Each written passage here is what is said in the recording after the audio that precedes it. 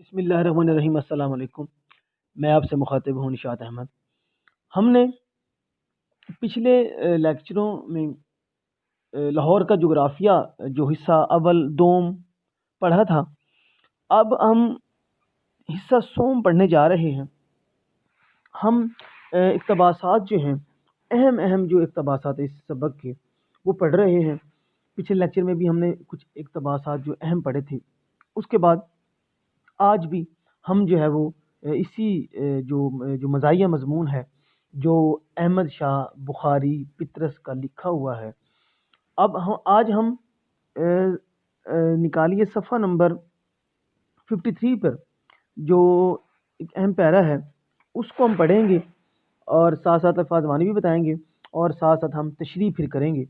देखते हैं जी कि लाहौर में काबिल दीद किसे कहते हैं? देखने के काबिल, खूबसूरत। लाहौर में काबिल दीद मकामात मुश्किल से मिलते हैं।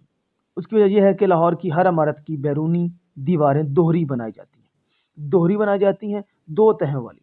पहले ईंटों और चूने से दीवार खड़ी करते हैं और फिर उस पर इश्तिहारों का प्लस्तर कर दिया जाता है जो है वो दबाजत किसे कहते हैं? मोटाई को में रफ्ता रफ्ता बढ़ता जाता है। शुरू में छोटे साइज के मुबहम मतलब कि धुंधला, गैर वाज़े और गैर मारूफ, कम मशहूर इश्तिहारात चिपका दिए जाते हैं। मसलन अहले लाहौर को मजदा किसे कहते हैं? खुशखबरी या अच्छा सस्ता माल। उसके बाद इन इश्तिहारों की बारी आती है जिनके मुखातिब अहले इल्म और सुखन फहम लोग, सुखन फहम किसे कहते हैं? बात समझने वाला होते हैं। मसलन ग्रेजुएट दर्जी हाउस या स्टूडेंट्स के लिए नादिर मौका, या कहती है हमको खल्के खुदा गैबाना क्या। ये ऐसे जो है कलमात लिखे जाते हैं। रफ्ता रफ्ता घर की चार दीवारी मुकम्मल डायरेक्टरी की सूरत इख्तियार कर लेती है।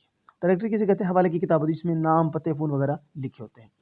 अगर हम इसी की पैरे की अगर हम तशरीह करें तो मुसन्निफ मज़ाहिया अंदाज में जो एक बात जो कर रहा है कि लाहौर की जो दीवारें हैं, जो सड़कों के साथ साथ जो दीवारें होती हैं वहाँ पर जो है वो कहता है कि लोग जो हैं अपनी कंपनियों और मुख्तलिफ अद्वियात और इन चीज़ों की जो है वो प्लस्तर से मतलब उसको ये कहने का मकसद है कि वहाँ पर आकर जो है वो इश्तहारात जो हैं वो वहाँ पे लगा देते हैं और वो कई तह उस पर जो है वो चढ़ी होती हैं।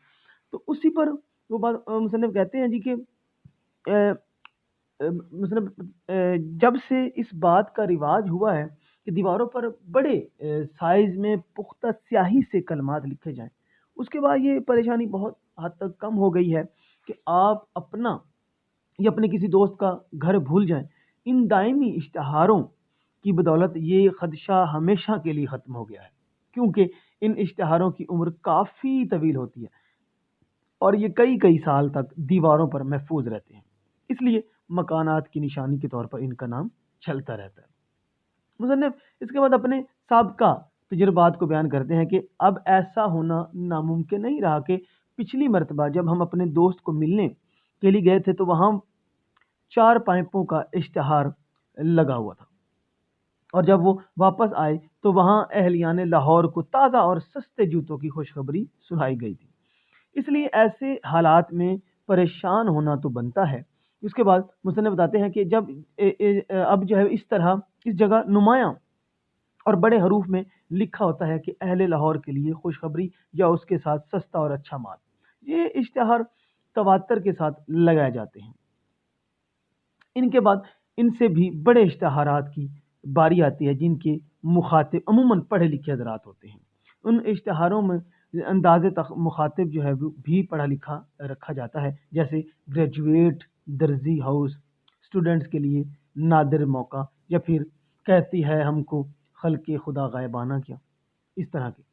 मुसन्निफ आखिर में बताते हैं कि ये दीवार आहिस्ता आहिस्ता डायरेक्टरी की सूरत इख्तियार कर लेती है। यहाँ हमें मुख्तलिफ लोगों के पते और फ़ोन नंबर हासिल हो सकते हैं। हम इन इश्तिहारों से इश्तिहार देने वाले अफराद के बारे में बहुत सी मालूमात बरह रास्त हासिल कर सकते हैं।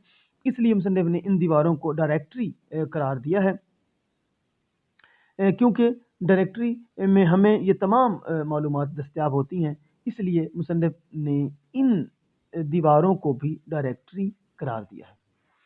اس کے بعد ہم اگلا جو اقتباس پڑھنے جا رہے ہیں وہ ہے 54 صفحے پہ، وہ ہے بڑا مشہور پیرا ہے یہ اور بڑا اہم پیرا ہے، اس کو ہم پڑھنے جا رہے ہیں کہ دوسری قسم جلالی طلبہ کی ہے۔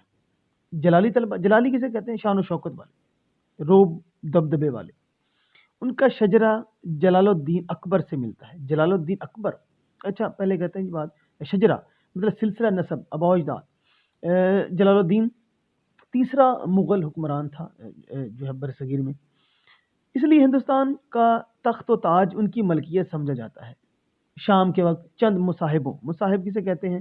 صحبت میں بیٹھنے والے، دوست کہہ لیں، لیے نکلتے ہیں اور جود و سخا کہتے ہیں سخاوت کو، کہ خم لنڈھاتے کسے کہتے ہیں؟ دولت جو ہے وہ اس کو پانی کی طرح بہانا، دولت کو جو ہے وہ لٹانا۔ پھرتے ہیں، کالج کی خوراک انہیں راس نہیں آتی، اس لیے ہاسٹل میں فروکش نہیں ہوتے، قیام نہیں کرتے۔ اب اس کے بارے میں یہ جو ہم نے یہ پہرا پڑھا، اس میں بڑی جو ہے وہ مزاحیہ انداز میں اس نے بات کی ہے، جو کالج کے جو طلبہ ہوتے ہیں ان کی قسمیں بتائی ہیں۔ پہلی قسم اس نے بتائی تھی کہ جمالی طلبہ کی، اب ان کے کرتوت پہلے بتایا اس نے، اب جو ہے وہ بتا رہے ہیں کہ دوسری قسم جو طلبہ کی ہے وہ جلالی طلبہ ہیں۔ ان کی چند خصوصیات بیان کرتے ہوئے کہتے ہیں یہ طلبہ جو ہے وہ پطرس کے مطابق کہ ان طلبوں کو پطرس نے کیا کہا ہے؟ جلالی کہا ہے کہ یہ امیر گھرانے سے تعلق رکھتے ہیں، ناز و نخروں سے زندگی بسر کرتے ہیں، بے پناہ دولت کے مالک ہونے کی وجہ سے عیاشی کرتے ہیں اور اپنے دوستوں کو بھی اس میں شامل کر لیتے ہیں۔ یہ طلبہ اپنی امارت اور دولت کی وجہ سے اپنا تعلق مغل حکمران جلال الدین اکبر سے جوڑتے ہیں، جو سلطنت مغلیہ کے تیسرے فرما روا تھے۔ ہمایوں کا بیٹا تھا۔ ہمایوں نے اپنی جلاوطنی کے زمانے میں سندھ کے تاریخی شہر دادو کے قصبے پاٹ کی عورت حمیدہ بانو سے شادی کی تھی۔ اکبر اسی کے وطن سے 1542 میں عمر کوٹ کے مقام پر پیدا ہوا۔ ہمایوں کی وفات کے وقت اکبر کی عمر تقریباً 14 برس تھی اور وہ اس وقت اپنے اتالیق بیرم خان کے ساتھ کوہ شوالک میں سکندر سوری کے تعاقب میں مصروف تھا۔ باپ کی موت کی خبر اسے کلانور ضلع گرداسپور میں ملی۔ بیرم خان نے وہیں اینٹوں کا ایک چبوترا بنوا کر اکبر کی رسمیں جو ہے وہ تخت نشینی کی اور خود اس کا سرپرست بنا۔ یہ ایک پوری طویل کہہ لیں کہ ایک تاریخ ہے، تو اسی کے حوالے سے انہوں نے جو ہے وہ اس کا ان کو جو جاوی طلبہ ہیں ان سے تشبیہ دیا ان کو۔ تو پھر اکبر کی چلو بات تھوڑا مزید اور کر لیتے ہیں کہ اکبر کی صلاحیتوں کو سامنے رکھتے ہوئے پطرس بخاری لکھتے ہیں کہ جلالی طلبہ جیسے اکبر کے پاس پورا ہندوستان تھا، تو اسی طرح یہ بھی ہندوستان کے تخت و تاج کا خود کو مالک سمجھتے ہیں، جو جلالی طلبہ کی جو بات ہو رہی ہے۔ ایسے طلبہ اپنے دوستوں کے ساتھ سر شام سیر کو نکلتے ہیں، تو یوں لگتا ہے جیسے ایک شہنشاہ اپنے درباریوں کے ساتھ سیر کو نکلا ہے۔ فضول خرچی ان کی عادت ہوتی ہے، دولت کا ناز انہیں فضول خرچی پر مجبور کرتا ہے۔ ایسے طالب علموں کو جو ہے کالج ہاسٹل اور کالج کی کنٹین جو ہے اس کی خوراک راس نہیں ہوتی، کیونکہ یہ کہہ لیں کہ اس جگہ پر کیونکہ کھانے سستے ہوتے ہیں، تو وہ سستے کھانے جو ہیں ان کی شایان شان نہیں ہوتے۔ یہ طلبہ مہنگی ہوٹلوں پر کھانا کھاتے ہیں اور وہیں پر اپنا کمرہ لے کر سو جاتے ہیں۔ اسی طرح اس سے اگلا جو پہرا ہے وہ ہے طلبہ کی تیسری قسم، کیا کہتے ہیں کہ تیسری قسم خیالی طلبہ کی ہے۔ ٹھیک ہے جی، خیالی طلبہ کی ہے۔ یہ اکثر روپ مطلب حسن، اخلاق اور آواگون کسے کہتے ہیں؟ یہ ہندوؤں کا ایک عقیدہ ہے کہ انسان جو ہے بار بار جنم لیتا ہے، یہ ان کا عقیدہ ہے۔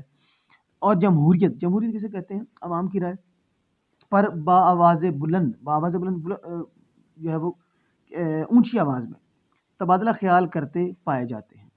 یہ آفرینش مطلب کائنات کی ابتدا، آفرینش کا مطلب کیا ہے؟ کائنات کی ابتدا، اور نفسیات کے متعلق نئے نظریے پیش کرتے رہتے ہیں۔ صحت جسمانی کو ارتقاء انسانی مطلب انسان کی درجہ بدرجہ جو ترقی ہے کے لیے ضروری سمجھتے ہیں، اس لیے الصبح کیا صبح سویرے 5-6 ڈنٹر پیلتے ہیں۔ 5 ڈنٹر پیلنا کیا ہوتا ہے؟ ایک ورزش کا جو ہے ایک طریقہ ہے کہ ڈنڈ نکالنا جسے کہتے ہیں، اور شام کو ہاسٹل کی چھت پر گہرے سانس لیتے ہیں۔ گاتے ضرور ہیں لیکن اکثر بے سرے ہوتے ہیں، کہ بھدی سی آواز ہوتی ہے ان کی۔